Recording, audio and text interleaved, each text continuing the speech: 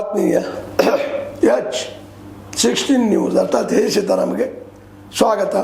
ನಾನು ನಿಮ್ಮವ MI ಅಥವಾ ಮಲ್ಲಪ್ಪ ಜೋತವರ್. ಆದಮೇಲೆ ಇರಾನ್ ಅಮೇರಿಕಾ ಊಹಿಸಿದಷ್ಟು ವೀಕ್ ಶಸ್ತ್ರಾಸ್ತ್ರ ಹೊಂದಿಲ್ಲ ಅನ್ನೋದು ಇತ್ತೀಚಿನ ದಾಳಿಗಳಿಂದ ಸ್ಪಷ್ಟ ಆಗ್ತಾ ಇದೆ. ಸೂಪರ್ ಸೋನಿಕ್ ಮಿಸೈಲ್ಗಳ ಮೂಲಕ F-15 F-16 ಅತ್ಯಂತ ಪ್ರಬಲ ಫೈಟರ್ಗಳು ಜಗತ್ತಿನೆಲ್ಲ ಎಲ್ಲರೂ ಮೀರಿರ್ತವೆ, ಅವುಗಳನ್ನು ಹೊಡೆದು ಉರುಳಿಸ್ತಾ ಇದ್ದಾವೆ. ಇದು ಅಮೆರಿಕ ಚಿಂತೆ ಮಾಡುವ ವಿಷಯ, ಇದರಲ್ಲಿ ಎರಡು ಮಾತಿಲ್ಲ. ಯಾಕಂದರೆ ಈ ಯುದ್ಧ ಸರಳವಾಗಿ ಮುಗಿಯುವಂಥದ್ದಲ್ಲ.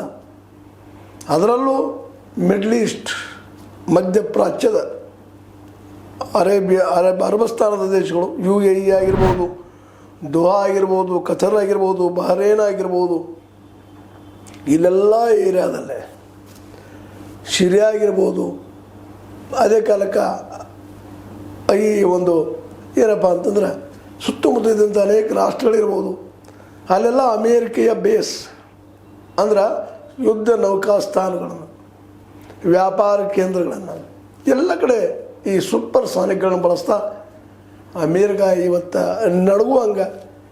ಅಷ್ಟಲ್ಲ, ಜೊತೆಗೆ ನಾವು ರೆಡಿ ಇದ್ದೀವಿ ಈಗಲೂ ಅಂತ ಹೇಳುವಂಥ ಸ್ಥಿತಿಗೆ ಇವತ್ತು ಇರಾನ್ ತರ್ತಾ ಇದೆಯಾ ಅಂತೇಳಿ ದೊಡ್ಡ ಪ್ರಶ್ನೆ. ಯಾಕಂದ್ರೆ ವಿಶೇಷವಾಗಿ ಈ ಯುದ್ಧ ಇನ್ನಷ್ಟು ಡೀಪಾಗಿ ಇಳಿಲಿಕ್ಕತ್ತದ. ಜೊತೆಗೆ ಅಮೇರಿಕೆ ಸೈನಿಕರು ಸಹಿತ ಸಾಯ್ತಾ ಇದ್ದಾರಾ, ಯುದ್ಧ ವಿಮಾನಗಳು ಹೊಡೆದು ಉಳಿಸ್ತಾ ಇದ್ದಾರಾ ಅನ್ನುವಂಥ ಸುದ್ದಿಗಳು ಇವು ನಾವು ಕನಸಿನಲ್ಲಿ ಮಾತ್ರ ನೋಡ್ತಾ ಇದ್ದಂಥವು. ಇಂಥ ಮಿಸೈಲ್ಗಳನ್ನು ಬಳಸಿ, ಸೂಪರ್ಸಾನಿಕ್ ಮಿಸೈಲ್ಗಳು ಬಳಸಿ ಆ ಅಮೇರಿಕೆಯ ಯುದ್ಧ ವಿಮಾನಗಳನ್ನು ಹೊಡೆದು ಉಳಿಸ್ತಾ ಇದ್ದಾರೆ. F-16 F-15 ಇವೆಲ್ಲ ಇವತ್ತು ಏನು ತೋರಿಸ್ತಾ ಇದೆ ಅಂದರೆ ಇರಾನ್ ಅಷ್ಟು ಸುಲಭವಾಗಿ ಸೋಲೊಪ್ಪುವುದಿಲ್ಲ. ಅದರಲ್ಲೂ ಮುಖ್ಯವಾಗಿ ಈ ಮಾತುಕತೆಯ ಮಾತನ್ನು ಮುಂದಿಟ್ಟಾಗ ಸಹಜವಾಗಿ ಇರಾನ್ ಹೇಳಿದೆ, ನಮ್ಮ ಅತ್ಯಂತ ಹಿರಿಯ ನಮ್ಮ ಮುಖಂಡ ಖಮೇನಿ ಅವರನ್ನ ಹತ್ಯೆ ಮಾಡಿದಂಥ ದೇಶ ಜೊತೆಗೆ ಮಾತುಕತೆ ಇಲ್ಲ. ಇದೊಂದು ಅಮೇರಿಕೆಯ ತಂತ್ರ, ಯುದ್ಧ ನಿಲ್ಲಿಸಿ ನಂತರ ಮತ್ತೆ ದಾಳಿ ಮಾಡಿ ನಮ್ಮ ನಾಶ ಮಾಡುವಂಥ ತಂತ್ರ. ಅದಕ್ಕೆ ನಾವು ಹಿಂಸೆ ಮಾತಿಲ್ಲ. ಈ ಮಿಡ್ಲ್ ಈಸ್ಟ್ ಏಷ್ಯಾದಲ್ಲಿ ಎಲ್ಲೆಲ್ಲಿದ್ದಾರೆ ಇವರು ಯುದ್ಧ ನೌಕೆಗಳು, ಎಲ್ಲೆಲ್ಲಿದ್ದಾವೆ ಇವರ ಬೇಸ್ಗಳು, ಎಲ್ಲೆಲ್ಲಿದ್ದಾವೆ ಅವೆಲ್ಲ ಹೊಡೆದು ಉಳಿಸ್ತೀವಿ.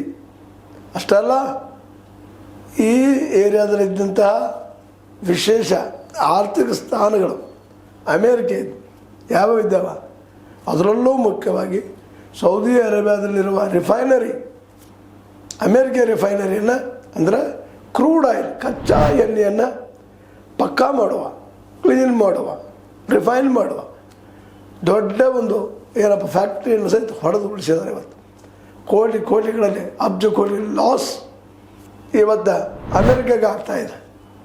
ಹೀಗಾಗಿ ಅಮೇರಿಕ ಮಾತುಕತೆಗೆ ಬರ್ತಾ ಇದೆಯೋ ಅದು ತಂತ್ರಗಾರಿಕೆ ಗೊತ್ತಿಲ್ಲ. ಆದರೆ ಇದೇ ಸಂದರ್ಭದಲ್ಲ ಚೈನಾ ಆದರೂ ನೀವು ಮಾತುಕತೆ ಮಾಡಬೇಕು ಅನ್ನುವ ಸಲಹೆಯನ್ನು ಕೊಡ್ತಾ ಇದೆ. ಇಲ್ಲಿ ಇನ್ನೊಂದು ಮಾತು ಚರ್ಚೆಗೆ ಬರ್ತಾ ಇದೆ. ಇರಾನಿನ ಈ ದಾಳಿಯ ಹಿಂದೆ ನಿಶ್ಚಿತವಾಗಿಯೂ ಚೈನಾ ಇದೆ ಅಂತ ವಿಶ್ಲೇಷಣೆ ಮಾಡ್ತಾ ಇದ್ದಾರೆ. ಯಾಕಂದರೆ ಆಪರೇಷನ್ ಸಿಂಧೂರ್ ಸಂದರ್ಭದಲ್ಲಿ ನಮ್ಮ ಭಾರತದ ದಾಳಿಯನ್ನು ಇದೇ ಮಿಸೈಲ್ಗಳು ತಡೆದು ಹೊಡೆದು ಉಳಿಸಿದ್ದು ಅಂತೇಳಿ ಶಸ್ತ್ರಾಸ್ತ್ರ ತಜ್ಞರು ಹೇಳ್ತಾ ಇದ್ದಾರೆ. ಹೀಗಾಗಿ ಇರಾನದ ಹಿಂದೆ ಚೈನಾ ಮತ್ತು ರಷ್ಯಾ ನಿಂತಿದ್ದು ನಿಶ್ಚಿತ ಆಗ್ತಾ ಇದೆ. ಇದೇ ಕಾಲಕ್ಕೆ ಒಬ್ಬ ಚೈನೀಯ ಸೈನಿಕನೋ ವ್ಯಕ್ತಿಯನ್ನು ತೀರ್ಕೊಂಡಿದ್ದಕ್ಕಾಗಿ ಈ ದಾಳಿಯಲ್ಲಿ ಇವತ್ತು ನೀವು ಯುದ್ಧ ನಿಲ್ಲಿಸ್ತಾ ಹೋದರೆ ನಾವು ಸಹಿತದಲ್ಲಿ ಎಂಟ್ರಿ ಆಗ್ತೀವಿ ಅನ್ನುವಂಥ ಸಂದೇಶವನ್ನು ಚೈನಾ ಹಾಕಿಬಿಟ್ಟದು. ಇವೆಲ್ಲ ಡೆವಲಪ್ಮೆಂಟ್ಗಳು, ಇವೆಲ್ಲ ದಾಳಿಗಳು ಅಮೇರಿಕೆಯನ್ನು ನಿಧಾನಕ್ಕೆ ಕಂಗೆಡಿಸ್ತಾ ಇದ್ದಾವ ಅಂತೇಳಿ ಇವತ್ತು ಶಾಂತಿಯ ಜಪ ಮಾಡುವ ಈ ಟ್ರಂಪ್ ಯುದ್ಧ ಮಾಡುವ ಮೊದಲು ಯೋಚನೆ ಮಾಡಬೇಕಾಗಿತ್ತೇನೋ. ಯಾಕಂದ್ರೆ ಇರಾನ್ ಇವತ್ತು ಅಮೇರಿಕೆ ಮೇಲೆ ಹೋಗಿ ದಾಳಿ ಮಾಡಲಿಕ್ಕೆ ಸಾಧ್ಯ ಇಲ್ಲ, ದೂರ ಆಗ್ತದೆ. ಅದು ಹೇಳಲಿಕ್ಕೆ ಸಾಧ್ಯ ಇಲ್ಲ, ಏನಾದರೂ ಗೊತ್ತಿಲ್ಲ. 2,000-3,000 ಸಾವಿರ ಕಿಲೋಮೀಟರ್ ದೂರದವರೆಗೆ ಹೋಗಿ 4,000 ಸಾವಿರ ಕಿಲೋಮೀಟರ್ ಮೇಲೆ ಹೋಗಿ ಕ್ಷಿಪಣಿ ದಾಳಿ ಮಾಡುವಂಥ ಶಕ್ತಿ ಇರಾನ್ಗೆ ಅದ ಅಂತೇಳಿ ಭಾಷಾತಜ್ಞರು ಹೇಳ್ತಾ ಇದ್ದಾರೆ. ಈಗಾಗಲೇ ಚೈನಾ, ಅಮೇರಿಕೆಯ ವಾಷಿಂಗ್ಟನ್, ನ್ಯೂಯಾರ್ಕ್ ಇವುಗಳ ಮೇಲೆಲ್ಲ ತನ್ನ ಶಸ್ತ್ರಾಸ್ತ್ರಗಳ ಹದ್ದಿನ ಕಣ್ಣನ್ನು ಅಲ್ಲಿ ಇಟ್ಟಿದ್ದಾರೆ ಅಂತೇಳಿ ಕೇಳಿ ಬರ್ತಾ ಇದೆ. ಮೇಲಾಗೆ ಚೈನಾ ಇದ್ದಿದ್ದು ಆಲ್ರೆಡಿ ಸ್ಯಾಟಲೈಟ್ಗಳನ್ನು ಬಿಡುವಲ್ಲೇ ಅಮೇರಿಕೆಯಿಂದ ಒಂದು ಹೆಜ್ಜೆ ಮುಂದೆ ಹೋಗಿದೆ. ಇವತ್ತು ಆಕಾಶದಲ್ಲಿ ಏನೋ ನಡೆದ್ರು ಸಡನ್ ಕ್ವಿಕ್ ಸಮಯದಲ್ಲೇ ಅವ್ರಿಗೆ ಮುಟ್ಟುವಂಥದ್ದು ಅದನ್ನು ನಿಖರವಾಗಿ ಹೊಡೆದು ಉಳಿಸುವಂಥ ಶಕ್ತಿ ಅಮೇರಿಕೆಗಿಂತಲೂ ಒಂದು ಹೆಜ್ಜೆ ಮುಂದೆ ಚೈನಾದ ಅನ್ನುವಂಥ ವಾದ ಬರ್ತಾ ಇದೆ. ಯಾಕಂದರೆ F-15ಗಳನ್ನು ಹೊಡೆದು ಉಳಿಸೋದು, F-16ಗಳನ್ನು ಹೊಡೆದು ಉಳಿಸೋದು ಅದು ಯಾರಿಂದಲೂ ಸಾಧ್ಯ ಇಲ್ಲ, ಕೇವಲ ಜೀನಿಯಸ್ ಆಫ್ ದಿ ಚೈನಾ ಅವರು ಇವತ್ತು ಅದನ್ನು ಸಾಧಿಸಿ ತೋರಿಸ್ತಾ ಇದ್ದಾರೆ ಇರಾನ್ ಮೂಲಕ. ಇದನ್ನು ಇಲ್ಲೇ ಭಾಳ ಗಂಭೀರವಾಗಿ ತೆಗೆದುಕೊಳ್ಬೇಕಾಗಿದೆ ಟ್ರಂಪು ಜೊತೆಗೆ ಇಸ್ರೇಲು ಸಹಿತ ಯುದ್ಧಕೋರ ದೇಶ, ಅದರಲ್ಲಿ 2 ಮಾತೇ ಇಲ್ಲ. ತನ್ನ ಅಸ್ತಿತ್ವಕ್ಕಾಗಿ ಯುದ್ಧಕೋರ ಆಗಿದೆ. ಇವತ್ತೆಲ್ಲ ತಮ್ಮ ಕೆಲಸಗಳನ್ನ ತಮ್ಮ ದೇಶಗಳ ನೆಮ್ಮದಿಯಿಂದಿರುವಾಗ ಈ ಯುದ್ಧವನ್ನು ಪ್ರಚೋದನೆ ಮಾಡಿದ್ದಾನೆ ಇಸ್ರೇಲ್ಗೆ ಸದಾ ಯಾವಾಗಲೂ ಯುದ್ಧ ಬೇಕೇ ಬೇಕು ಅನ್ನುವಂಥ ಮನಸ್ಥಿತಿಯಲ್ಲಿ ಬಂದಿದ್ದು. ಆದಷ್ಟು ಗ್ರೇಟರ್ ಇಸ್ರೇಲ್ ಮಾಡಬೇಕಂತೇಳಿ ಇನ್ನೂ ಸುತ್ತಮುತ್ತಲಿನ ರಾಷ್ಟ್ರವನ್ನು ತನ್ನೊಳಗೆ ತಕ್ಕೊಳ್ಬೇಕಂತೇಳಿ ಈ ಯುದ್ಧವನ್ನು ಸ್ಟಾರ್ಟ್ ಮಾಡಿದೆ. ನಿಮ್ಗೆ ಗೊತ್ತದೆ, ಗಾಜಾ ಪಟ್ಟಿಯಲ್ಲಿ ಹಮಾಸ್ ಹೆಸರು ಕೇಳಿರ್ತೀವಿ ನೀವು. ಹಮಾಸ್ ಹೌದು, ಅವರು ಉಗ್ರರು, ಯುದ್ಧಕೋರರು, ಆದರೆ ಅವ್ರನ್ನ ಹೊಡೆದು ಉಳಿಸೋಂಥ ರೀತಿ 75,000ಕ್ಕೂ ಹೆಚ್ಚು ಹಮಾಸ್ ಯುದ್ಧಕೋರರನ್ನು ಹೊಡೆದು ಉಳಿಸಿದಷ್ಟಲ್ಲ, ಅಲ್ಲಿ ಮಕ್ಕಳನ್ನು, ಹೆಣ್ಣುಮಕ್ಕಳನ್ನು ಎಲ್ಲನೂ ಹೊಡೆದು ಹೋಲಿಸಿದ ಕೀರ್ತಿ ಈ ಇಸ್ರೇಲಿಗೆ. ಆ ಇಸ್ರೇಲ್ ಇವತ್ತು ಪೂರ್ತಿಯಾಗಿ ಇರಾನನ್ನು ಮಣ್ಣು ಕೊಡಲೇಬೇಕು ಅನ್ನುವಂಥ ದೃಷ್ಟಿ ಇಟ್ಕೊಂಡು ಅಮೇರಿಕೆಗೆ ಪ್ರಚೋದನೆ ಮಾಡಿ ಈ ಟ್ರಂಪ್ ಮೂಲಕ ಯುದ್ಧ ಸಾರಿಸೋಕೆ ಹಚ್ಚಿದ್ದು ಮಾತ್ರ ಇವತ್ತು ಗಂಭೀರವಾದಂಥ ಒಂದು ಪರಿಣಾಮವನ್ನು ಎಲ್ಲ ಕಡೆ ಬೀರ್ತಾ ಇದೆ ಅನ್ನೋದು ಈಗ ಕಂಡು ಬರ್ತಾ ಇದೆ. ಏನಾಗಲಿ ಚೈನಾ, ರಷ್ಯಾ ಯಾವುದೇ ಪರಿಸ್ಥಿತಿಯಲ್ಲೂ ಇರಾನದ ಜೊತೆಗೆ, ಇರಾನದ ಹಿಂದೆ ನಿಲ್ಲುವ ನಿರ್ಧಾರ ಮಾಡಿದ್ದನ್ನು ಗಮನಿಸಿದ್ರೆ, ಒಂದು ವೇಳೆ ಯುದ್ಧ ನಿಲ್ಲದ ಹೋದರೆ ಇದರ ಮುಂದಿನ ದಿನಗಳಲ್ಲಿ ಚೈನಾ ಮತ್ತು ಜೊತೆಗೆ ರಷ್ಯಾ ಇದರಲ್ಲಿ ಎಂಟ್ರಿ ಆದರೆ ಮೋಸ್ಟ್ ಪ್ರೊಬಬ್ಲಿ 3ನೇ ಮಹಾಯುದ್ಧ ಆಗುವುದು ನಿಶ್ಚಿತ. ಅದರಲ್ಲೂ ಮುಖ್ಯವಾಗಿ ಈ ನಮ್ಮ ಈ ಅಟ್ಲಾಂಟಿಕ್ ಏರಿಯಾದಲ್ಲಿ ಬರ್ತಿರುವಂಥ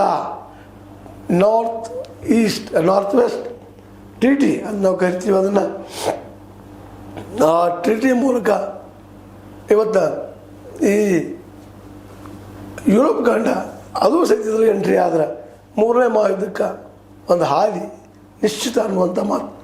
ಅದೇನೋ ಆಗಲಿ, ಅಮೇರಿಕ ಮಾತ್ರ ಇವತ್ತು ಮಾತುಕತೆಗೆ ಬಯಸ್ತಾ ಇದೆ.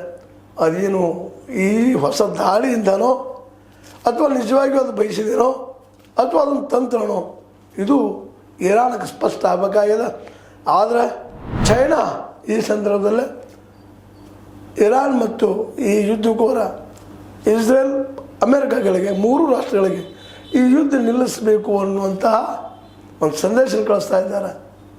ನಿಲ್ಲಿಸದೆ ಹೋದರೆ ಇದ್ರ ಪರಿಣಾಮ ಬೇಕಾಗ್ತದೆ ಅನ್ನೋಂಥ ಮಾತು ಮಾತಾಡ್ತಾ ಇದ್ದಾರೆ. ಹೀಗಾಗಿ ಈ ಇತ್ತೀಚಿನ ಡೆವಲಪ್ಮೆಂಟ್ಗಳನ್ನು ನಿಮ್ಮೊಂದಿಗೆ ಹಂಚಬೇಕಾಗಿತ್ತು. ಅದಕ್ಕಾಗಿ ಒಂದು ಮತ್ತೊಂದು ಸ್ಪೆಷಲ್ ಎಪಿಸೋಡ್ ಮಾಡಿ ನಿಮ್ಮ ಮುಂದಿಗೆ ಮಾತಾಡ್ತಾ ಇದ್ದೀನಿ. ನೀವು ಅದೇ ನೋಡ್ತಾ ಇದ್ದೀರಿ. ಅನೇಕ ವಿಶ್ವದ ಚಾನಲ್ಗಳು ಬಿತ್ತಾ ಇದ್ದಾವೆ. ಅದ್ರ ಜೊತೆ ಇದೊಂದು ಸಿದ್ದರಾಮದ ಇತ್ತೀಚಿನ ಡೆವಲಪ್ಮೆಂಟ್ಗಳು ಏನಿದ್ದಾವೆ ನಿಮ್ಮದು ಚರ್ಚಿಸಬೇಕನ್ನಿಸ್ತು. ಆ ದಿಶೆಯಲ್ಲಿ ಇವತ್ತು ಚೈನಾ, ರಷ್ಯಾ ಎಂಟ್ರಿ ಆಗ್ತಾವ.